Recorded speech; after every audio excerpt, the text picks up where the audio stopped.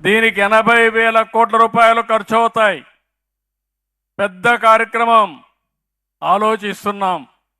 అది చేస్తే రాష్ట్రానికే ఒక వరంగా తయారవుతుంది. మనమందరం కూడా ఒకప్పుడు జన్మభూమి పెట్టాం. జన్మభూమి రుణం తీర్చుకోవడానికి ముందుకు పోయాం. కన్న తల్లి ఎంత ముఖ్యమో మనం పుట్టిన గ్రామం కూడా ముఖ్యమనే స్ఫూర్తితో ముందుకు పోయాం. ఇప్పుడు నేను ఒకటే ఆలోచిస్తున్నాను. నేల తల్లి మనకు అన్నీ ఇస్తా ఉంది, తాపంతో బాధపడతా ఉంది. ఓసారి బాగా నీళ్లు లేకుండా ఎండిపోయి తాపంతో బాధపడితే అందుకే పేరు ఆలోచించాను, జలహారతి.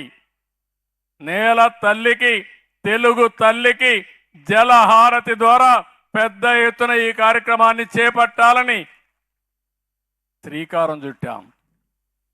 అదైతే పోలవరం నుంచి కృష్ణాకు వస్తాయి, కృష్ణా నుంచి నాగారు సాగర్ రైట్ మెయిన్ కెనాల్కు నీళ్లు వస్తాయి.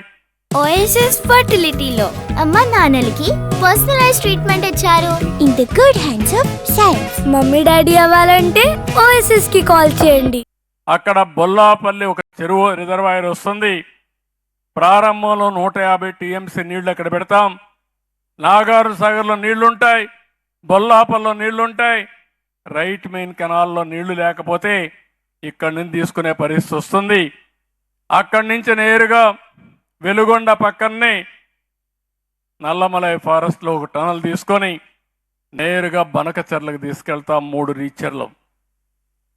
ఈరోజు కూడా 55 సంవత్సరాలు డేటా చూస్తే 3000 టీఎంసీ నీళ్లు గోదావరి నుంచి సముద్రం లేకపోతున్నాయి. ఈ సంవత్సరం కృష్ణాలో వచ్చిన వరదలు 800 టీఎంసీ నీళ్లు సముద్రం లేకపోయినాయి. దాంట్లో నుంచి ఒక 200-300 టీఎంసీలు కానీ మనం వాడుకోగలిగితే ఈ రాష్ట్రంలో కరువు ఉండదు. అలాంటి కార్యక్రమానికి శ్రీకారం చుట్టా. నందమూరి తారక రామారావు గారు సాగునీటి ప్రాజెక్టులకు ప్రాధాన్యత ఇచ్చారు. ఆయన కలని రాబోయే రోజుల్లో ఏ ప్రాంతంలో కూడా కరువు లేకుండా కరువు రహిత రాష్ట్రంగా తయారు చేసే బాధ్యత ఈ ప్రభుత్వం తీసుకుంటామని చెప్పి కూడా నేను మీకు తెలియజేస్తున్నా. మీరు కూడా ఆశీర్వదించాలి. నీళ్లు వస్తే తాగుతాం, కానీ నీళ్లు రావడానికి మాత్రం మేము ఆలోచించడం అంటే కరెక్ట్ కాదు. మంచి పని చేసేటప్పుడు, మీరు పూజలు చేసేటప్పుడు మీరు కూడా ఒకసారి ఆ దేవుణ్ణి కోరుకోండి. మసీదు పోయినప్పుడు మీరు కూడా అక్కడ ప్రార్థించండి, చర్చికి పోయినప్పుడు ప్రార్థించండి. మన ప్రార్థనలే దీవెనలుగా మారతాయి. అనుకున్న పని కూడా అవుతుంది, సంకల్పం నెరవేరుతుంది. ఇది నెరవేరితే ఈ రాష్ట్రంలో కరువు అనేది రాదు.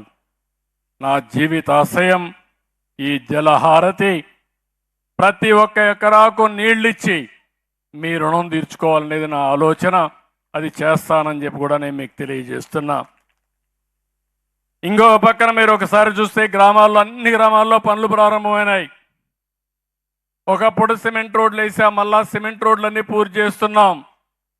ఎక్కడికక్కడ వేస్ట్ కాంపోస్ట్ కింద చెత్తంతా కూడా ఎరువులుగా మార్చే కార్యక్రమానికి పోయాం. మళ్ళీ వీధి దీపాలు వెలుగుతున్నాయి. 5 సంవత్సరాల్లో వీధి దీపాలు కూడా ఆరిపోయినాయి.